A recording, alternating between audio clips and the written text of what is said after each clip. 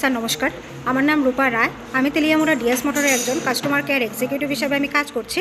Sir আপনার নামটা কি আছে আমি কি জানতে পারিনি? আপনার অ্যাড্রেস? এখন বর্তমানে হিরোর কোন মডেলটা চালাইতেছেন? কোন জায়গা থেকে কেনা হয়েছিল? কতদিন হয়েছে? আজকে কোন জায়গাতে আইছেন? কিসের লেগে আইছিলেন?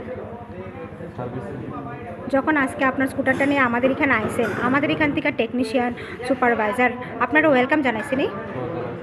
যে কাজটার জন্য আইছেন সে কাজটা কমপ্লিট হয়েছেনি।